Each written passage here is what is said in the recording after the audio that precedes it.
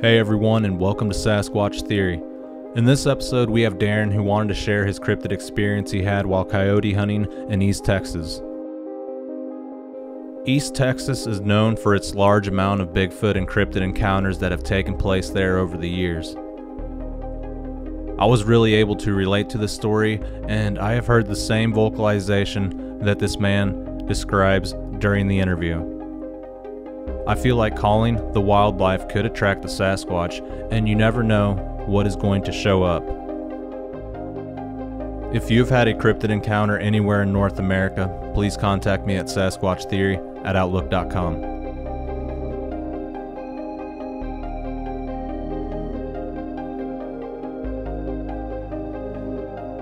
Alright guys, let's dive straight into Darren's experiences here on Sasquatch Theory. Alright Darren, welcome to Sasquatch Theory. How are you doing today? I'm doing pretty good. How are you? Oh, pretty good, not too bad. Darren, if you would, tell us a little bit about yourself, where you're from, and your encounter, please, or your experience. Well, I live here in Central Texas, around Hillsboro, and I had a background growing up, exploring the woods, hunting, hiking. I've been all over hunting, and me and my brother-in-law at the time. Me and him got together all the time, and we like to go coyote hunting, and we usually go out at night and do that. We made plans to. He worked down in East Texas at the time as a paramedic, like this little private community in their fire department. And I used to go with him down there on the weekends every now and then and hang out with him and go hunting when he was off. And it's something we always, kind of did for the past 30 years, being around him and everything. But, yeah, we made plans. I went down there to where he was staying at out in East Texas. I don't know if I really want to say exactly where it is because the land really ain't never been hunted on, and they didn't want really too many people knowing about, how good an area it was, and didn't want nobody else, really coming in there asking them about it. But, yeah, we got together, drove down there, met up with him there at his house.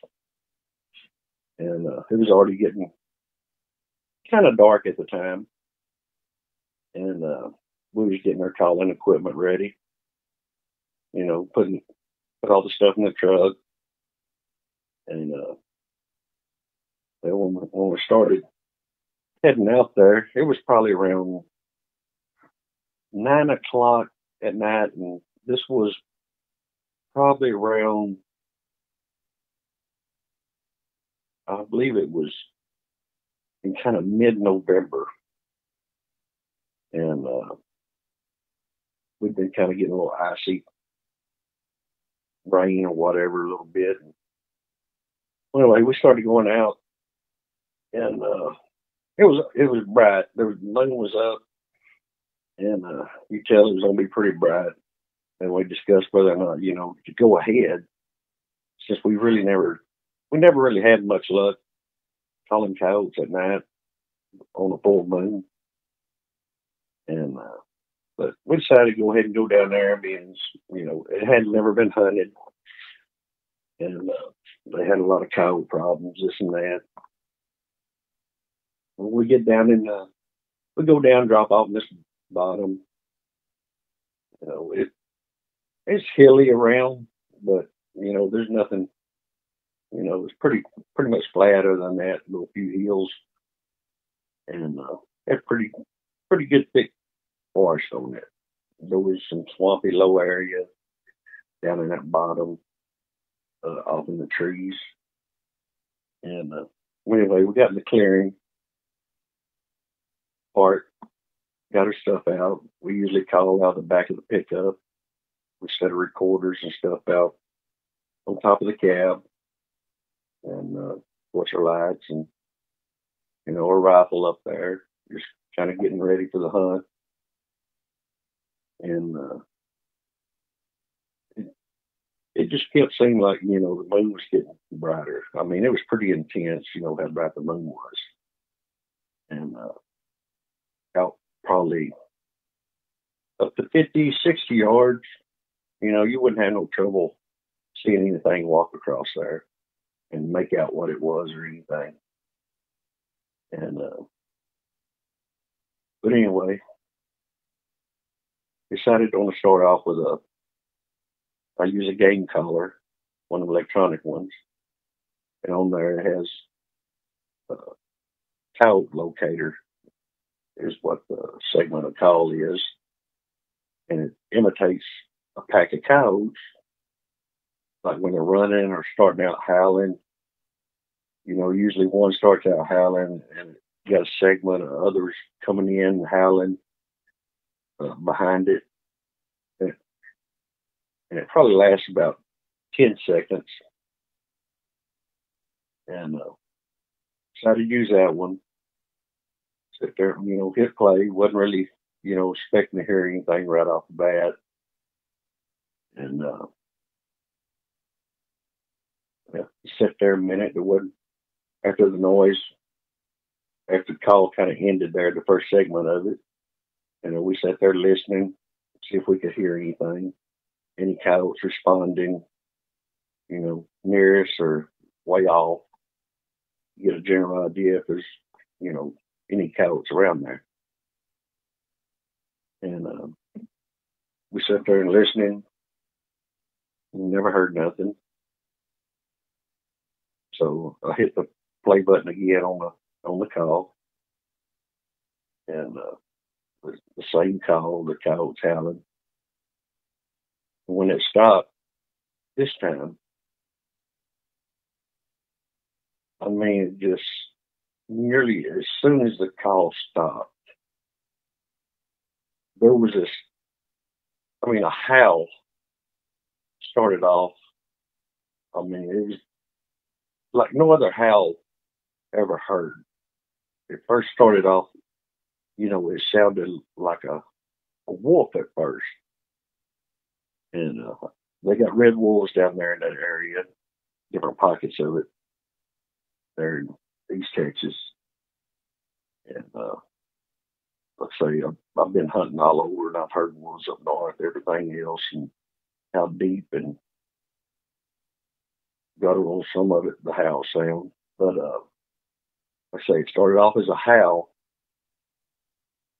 and it ran all together, the noise. It was like a howl, roar, kind of lionish sound, I would say. It kind of reminded me of like a wolf howling, and it just goes right into like a more African lion roar. And it kind of dies off and makes like a, like a canine huffing sound, like it's kind of like there at the end. And, it's something I've never heard. I mean, it was just unreal.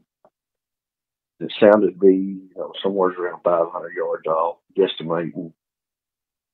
And you could feel the sound vibrate through you, like vibrate, sort of like a percussion off a firearm, how it hits you, it just kind of slaps you.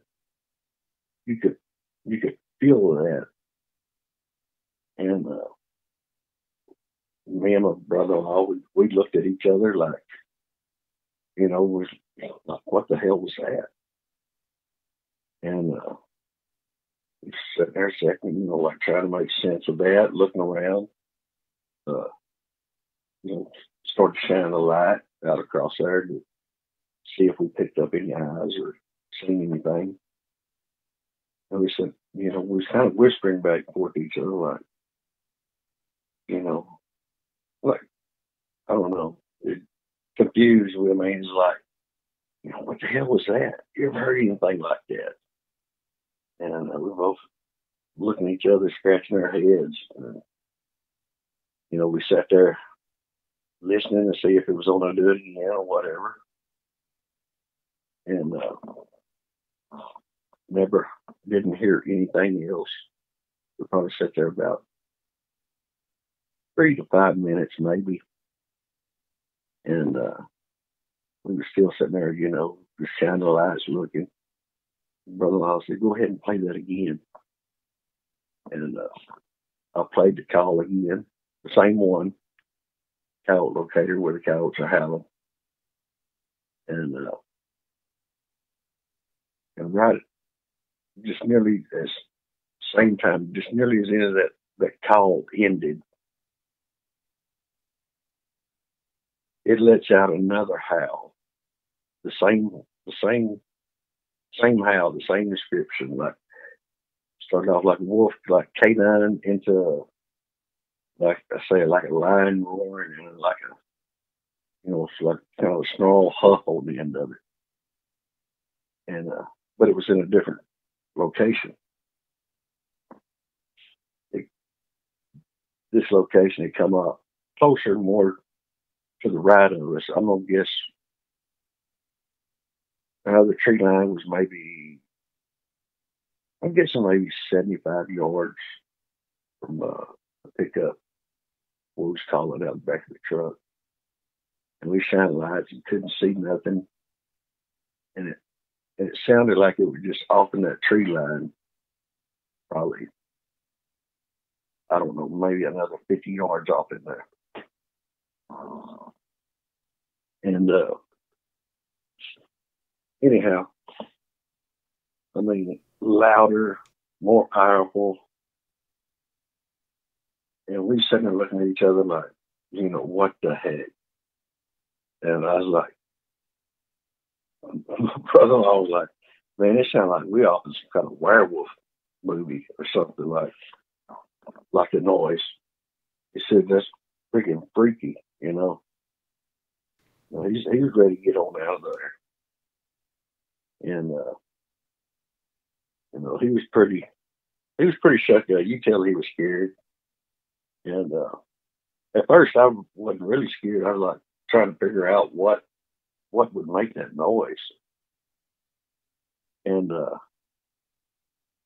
it was just unreal.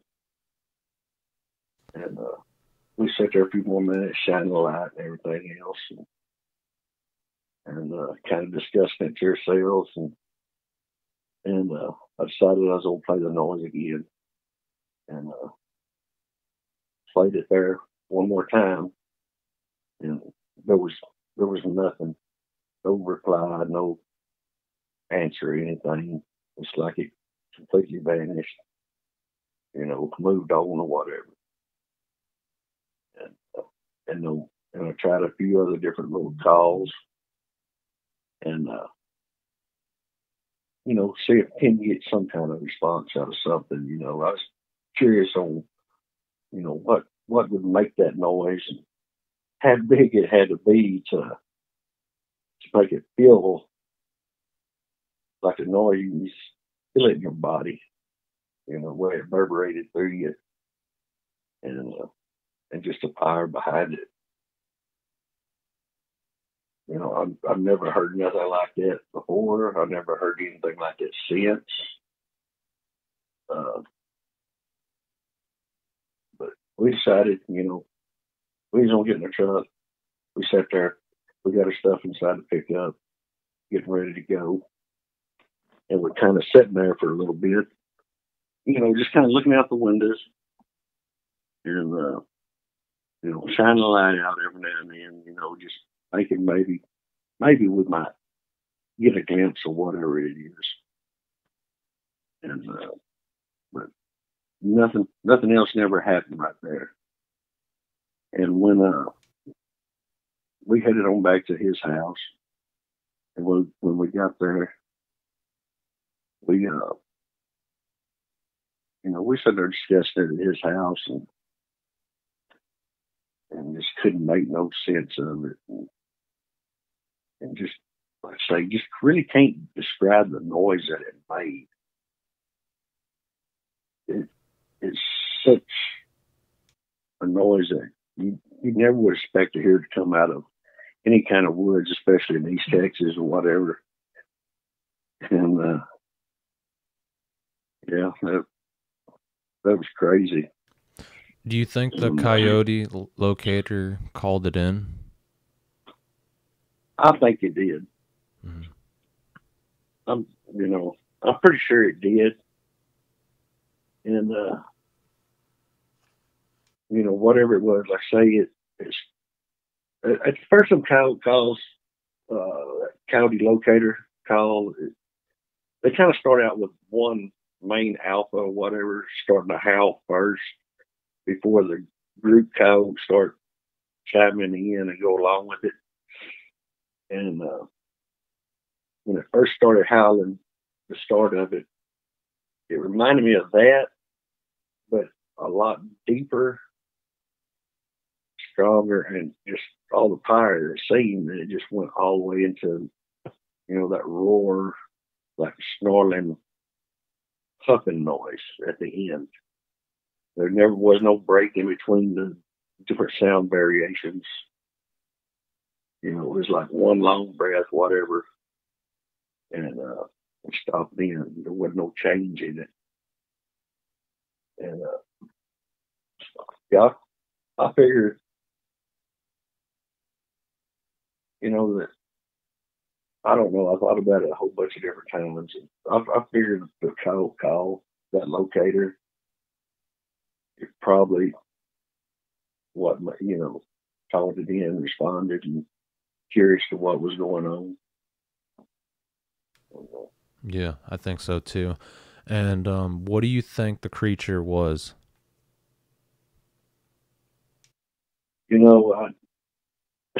I ponder upon that a lot, especially when, me and him get together all the time and talk and hang out. And, we discuss it nearly every time we're together. Something brings it up. And at first it sounded, canine. I thought when it first started, it sounded like a big wolf, lone wolf starting out howling. And it just changed right in mid-stride right into like a roaring, like, roar. And at the end of it, like a huffing, like snarling, like, and the power of it seemed to stay the same. Even the huff kind of snarling at the end of it. I mean, it was loud and just as intense. You could feel that through your body too. And yeah,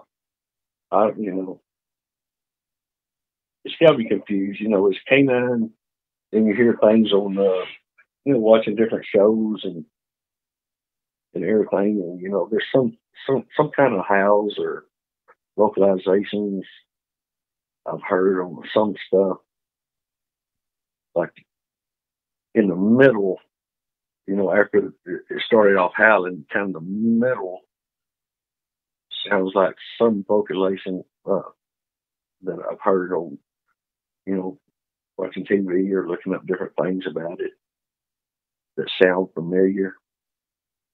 But it just, I don't know what it was. That right there, I ain't much been a Bigfoot believer or any kind of dogman believer, as far as buying into it. I like watching the stuff, hearing different things, and open-minded, but like I say, you never really truly accept it or believe anything. I guess more accept it until you hear or see something.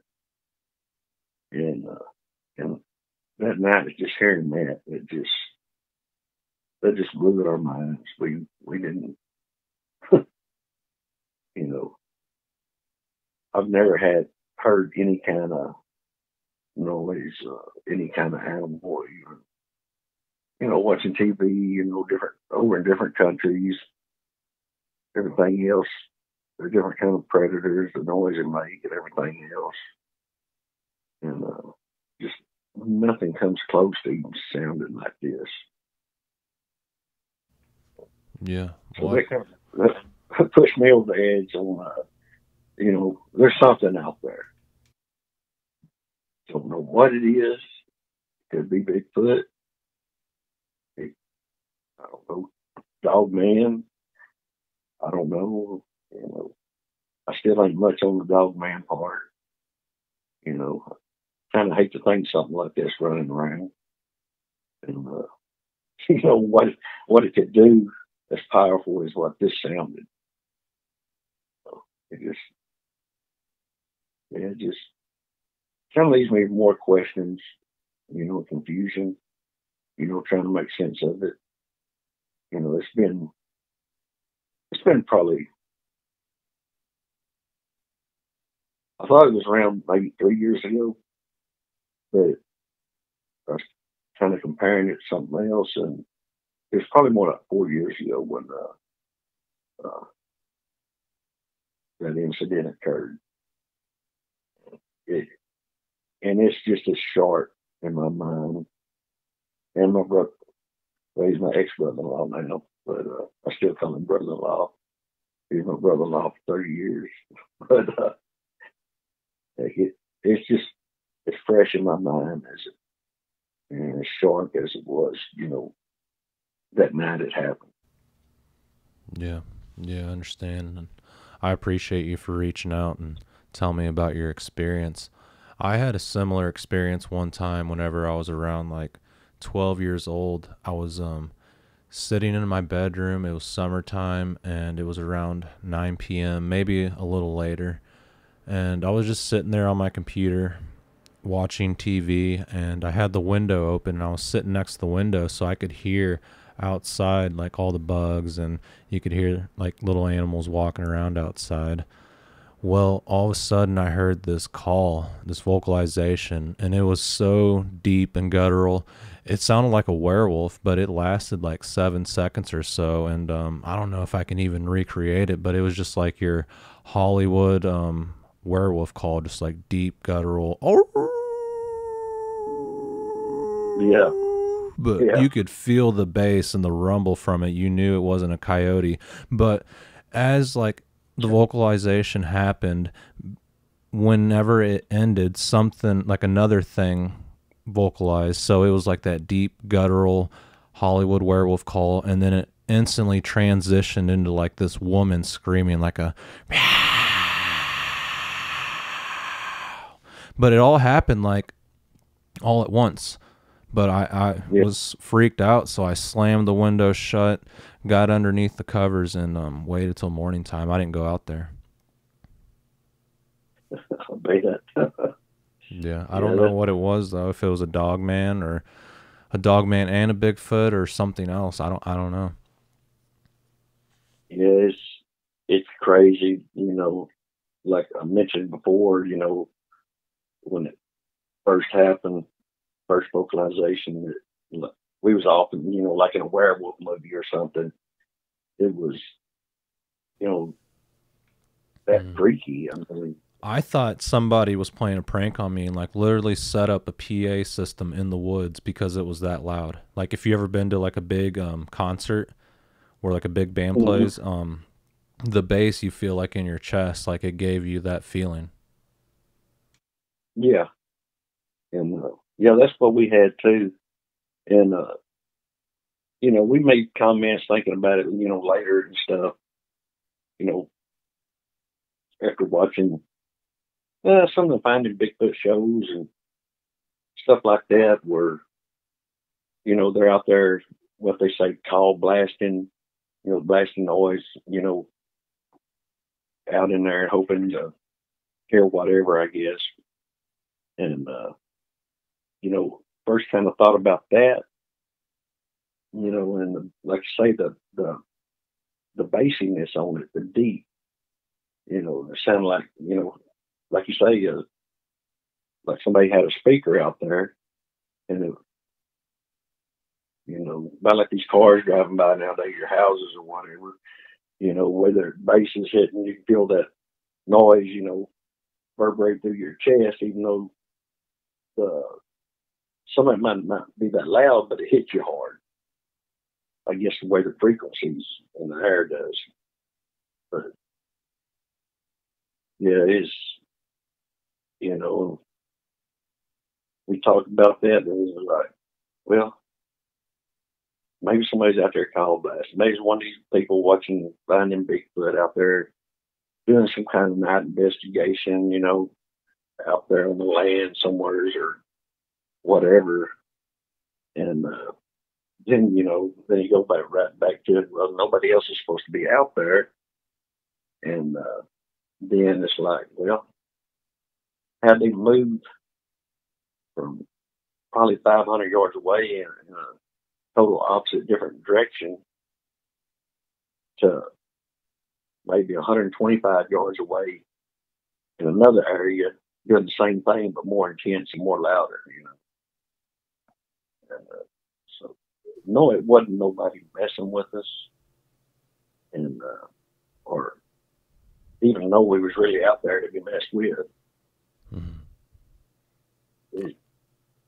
I'd like to get a Fox Pro game call, like one of those handhelds that you just like select different calls, and I've heard they work pretty good. Yeah, they do. In forest hunting, I got a Fox Pro, and I got a one of the primos game callers. Mm-hmm. And that night, I was using. Matter of fact, that was the first time to use that, or is that collar. I just got it probably maybe a month before. It was one of the primos. Can't remember what it's called, Alpha Dog, or no, it's one of the speakers fold out from the side. It's got a little stand. You set it up wherever, remote control. And it has the best, like, coyote locator is what it's called. The coyotes howling, and like one of them videos on your channel I was going through the other night when you was camping out there, basically in your backyard in the woods there, and where the coyotes were howling all around you. Mm-hmm. Was it start off one howl, and you got the group, you know, chiming in and howling. Mm-hmm. That's the way that noise locator sounds. Okay. Yeah, I like primos. They make some good stuff. But yeah, both of them do. There's a lot of calls on Fox Pro that I love, and there's different calls on primos I love, and you know, even though they might have the same names for, you know, different for on their call list, but each one has a different sound, even though, you know, it's a different unit. And that's why I usually kind of use both or whatever, depending on where I'm at. And but yeah, that's. Do you ever use Oh, sorry, I didn't mean to cut you off. Do you ever use a red light? Yeah. Yes. That's mainly what I use, is a red light. I grew up. My dad was a big coyote hunter and go all over hunting, and so I grew up with him. Early age, I was probably 9, 10 years old, going with him and his buddies at night. Usually, I had to sit in the front, you know, front of the truck or whatever, and they get in the back on the platform and, you know, call back there. But that's a red light's what I always used, and you know, keep one of them handheld. The main light I use is a QB. It's that 200,000 power old varmint special, they call it. It's got the red lens that's kind of deep inside that it's got like a cone on the end of the spotlight to focus uh, the red light in one area. That way it ain't glaring out to the sides, blinding you or anything, or blinding whoever you're hunting with. Hmm. And that exposes the eye shine, correct? Yes. Yeah, it'll pick up eye shine. I mean, just really bright and intense. Hmm. I got And a headlamp, and it has like a red light on there, and I noticed all the little critters, their eyes will light up red, and you can see them from far away. So I was thinking, man, I need to get a good one for whenever I'm out here looking for Sasquatch. you know, I got a little handheld. It's made by Stanley. Uh, it's a pretty good light, and the battery lasts a good while. It comes with a red lens. I can't remember what model it is, but it's a rechargeable spotlight. Well, I got it right here in the other room. I can tell you what model it is. Like the yellow and black one? Yes. Okay. Yeah, I know what you're talking about. Yeah, I think it's, well, on the side it says Everstart, but I believe the packaging is made by Stanley, I believe. Okay. But on the side it says Everstart Max. And you charge it up, USB charger or whatever. And it comes with it's bright enough with a red lens that comes with it. I mean, it's plenty bright. And it's got two different power selectors on it, from a lower to a higher, and fours in the trigger part when you turn it on. Mm. And the red light isn't like a regular flashlight where it blows your location. The red light kind of keeps a low profile, correct? Yes. Yeah. You know, the way I've had it explained to me is that the red light, it don't bother the animals. They'll sit there and look. You hold it on them or whatever, and they'll sit there still staring. It don't interferes with, I guess, their light spectrum, the way they see. That's It, interesting it because with like night vision optics, they say never shine a flashlight in the optics, but with the red light, they say it's all right. It won't damage the night vision. right, yes, sir. And you know, and bright light. If you shine a regular bright light on anything, flashlight, spotlight, or any kind of animals, they don't look, their eyes light up, but they usually don't be turning their head or trying to avoid that light in some way, unless they're just really curious. A lot of deer, they'll sit there and stare at a white light. You know, they'll sit there and stare at a car light in the middle of the road. Till you hit them if you didn't slow down. Mm-hmm. But I really love using the red lens, the red light. It's always worked well. A lot of the people talk about when they're cow calling, they like using a regular light because they say it's more like a camouflage to whoever's behind that light. It's bright enough where they can't see past that light. It blinds them, and they can't see you, so they don't know what it is. But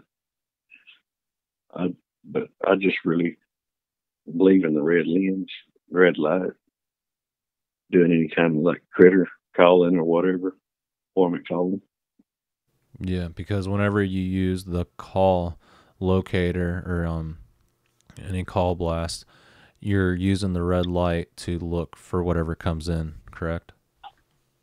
Yes, sir. Yes, Okay. sir.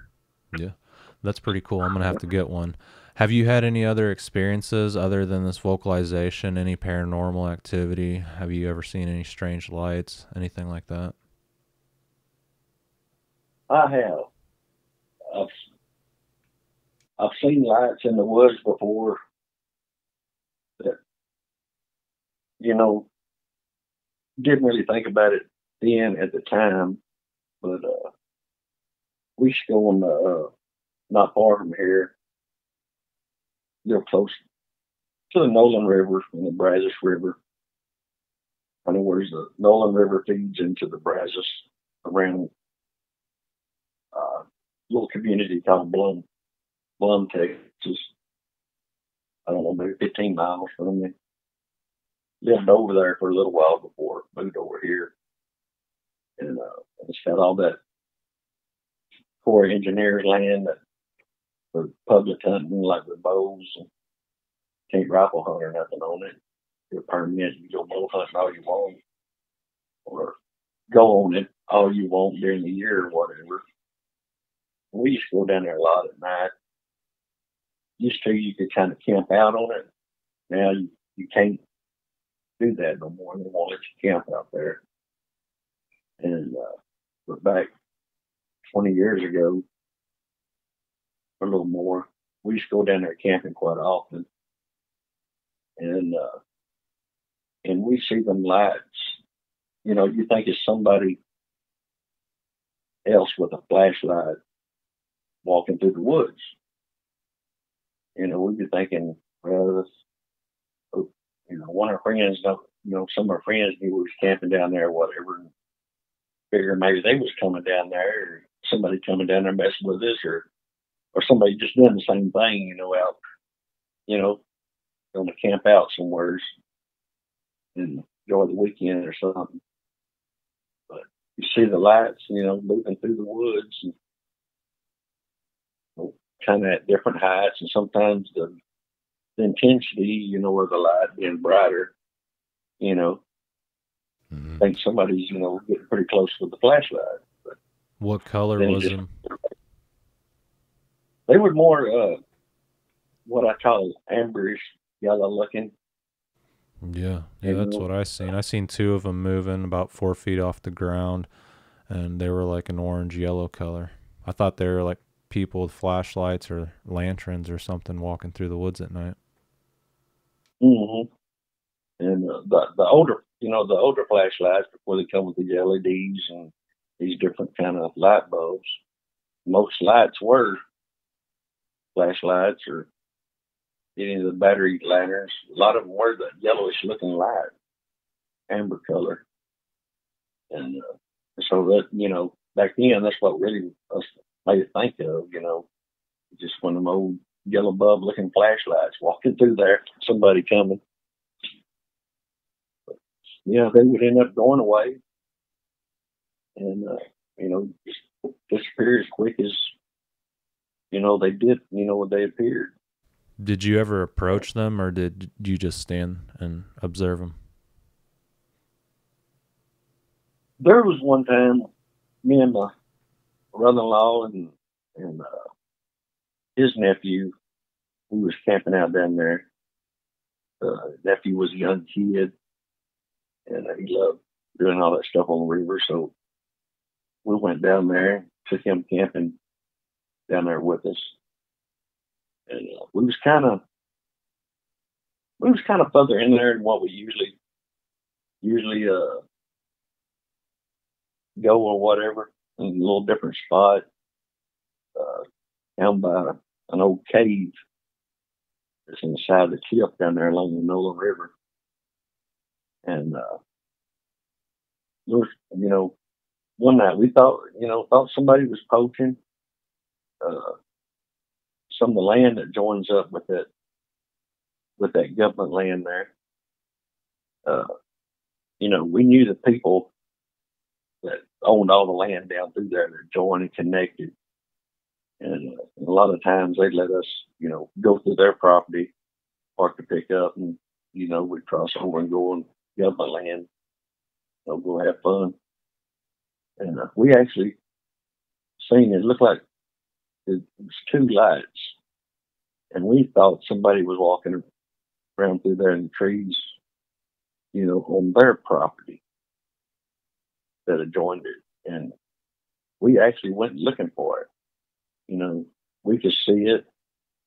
It looked like we was getting closer, everything else. And And but we was having to use lights also due to walking through the woods, seeing where to go, but we was trying to keep our lights down to the ground. That way nobody else, might not see us coming that way. And, but, they ended up disappearing. We just, at the time, figured, well, they seen our lights, coming that way towards them. We figured they'd cut them off and was hiding from us or whatever. Didn't want to be seen again, but they never did come back on or nothing. So we went back to where we was camping at. But that area there around Blum, it's got a lot of history right there in that little town. It ain't very big now, but since the railroad, they moved the railroad and took out the railroad depot. Well, the railroad depot was there, but it goes in a different direction. There used to be a school there that in the 20s and teens, somewhere in there in the 1900s, early 1900s, that it was a railroad university there where they taught people how to work on the railroads, how to do everything before they sent them out. Well, and actually work on some of the trains too, those steam engines. And it wasn't a very big deal. It was a little boom town there for a good while when that railroad come through there to begin with. And there was I think his last name was Blum or Bailey. I can't remember exactly but guy had his own train and he had a circus. And I think his name was Blum. But they talk about he used to tie the elephants up there at his house and, on the train cars and stuff down there with the animals on them on a little bypass or whatever, whenever they, they wasn't out touring or whatever, different states or cities or, and there's a historical marker there about it. I can't remember exactly what it says, but have you ever? Oh, sorry, I didn't mean to cut you off. Go ahead. Well, it's kind of getting up to my brother-in-law's grandma. She used to talk about as a kid, people talking about a white gorilla there on that river, and she talked about remember her dad and some others going and supposedly looking for it, trying to find it. They thought it was down there in a cave that was on the side of that cliff, kind of the one I was talking about earlier. That cave in an area was well known because that's where Philip Nolan the conquistador, they found part of his stuff in there when the Spanish turned on him, thought he was being too friendly with the Indians, making friends instead of just taking their horses and stuff. There's a lot of history right there about that in Philip Nolan's grave out there. But yeah, they always thought that gorilla or whatever, they thought maybe a gorilla escaped off that circus train. Mm-hmm. And they used to talk about it. They said for several years people would supposedly see it, supposedly huge, whatever. And, now I think maybe, well, that wasn't a gorilla that got off a train. Maybe, that's actually, a Bigfoot or Sasquatch has been running through that area for years. Yeah, it could be. Have you ever found any reports? Have you ever found any reports from that area that you had the Howl encounter? I've heard one that there's another hunter in East Texas It's pretty around that area. I can't remember exactly what the nearest town is there, but there's like a retirement kind of resort exclusive, to older people or whatever, that, it's like their own little private town. They got restaurants there. They got own fire department, own police department, and it's called Hilltop. And where we was close to there. And I've heard others talking about they was out hunting and kind of described the same noise in a way. Just by the way they was, talking about it. I mean, it sounded somewhat similar to what I heard, but just didn't know where exactly who that report come from or where it was. It just floating out there on some random stuff I seen on a video. I don't even remember who put that video on YouTube. Yeah, that is interesting. All right, Darren. Well, I think that pretty well covers your experience. And do you have any questions for me before we end the recording? Yeah. Well, have you heard, like anybody else, like kind of maybe describing kind of the same noise in a way, or maybe kind of the same scenario or anything? I think I've heard on other podcasts, but not personally. You're the first person that's described the same type of experience that I had whenever I was younger. Okay. Yeah, I was just kind of wondering, it's kind of, no, not everybody, believes you when you go to tell it, and I don't really tell it much, unless my brother-in-law just happened, to be around and we're hanging out with people and we bring it up. But, a lot of people want to make fun of you. It's like, don't pay no attention to the ones that want to make fun of you. You know what you've seen and what you heard. There's no mistaking. Yeah, for sure. And it's something you'll think about forever. Yeah. And I want to say, I appreciate, David, you go see out there and what he talks about happening on his property and to him and everything. Mm-hmm. He sounds like, I like listening to him, and I'm glad he's, I'm glad he's out there doing that. That's really interesting. Yeah, no, I appreciate that. Okay, Darren. Well, I think that pretty well wraps it up. And like I said, I appreciate you getting in contact with me and sharing your experience with everyone. Well, I appreciate you responding as fast as you did, getting back in touch with me. Yeah, it's no problem. And I'm glad we got to talk about our encounters. All right, well, I guess you reach out if you experience anything else, and I appreciate your time. Yeah, if I go out in the woods all the time. I look at the woods, totally different now, different noises, and if I hear something, see something, or something out of place or strange, I'll get back in contact with you. Yeah, I appreciate that.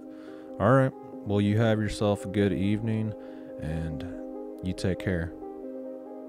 You too. All right. God bless. Yeah, God bless. Take care. Bye. Bye-bye.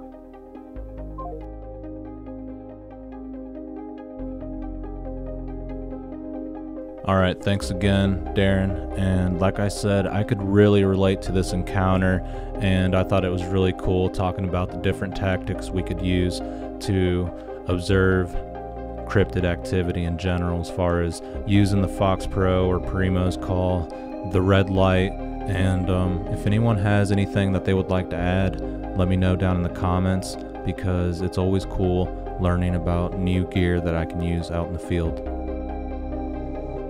I've been hearing a lot of my callers say to me lately that I'm the first person they ever told, and that's shocking.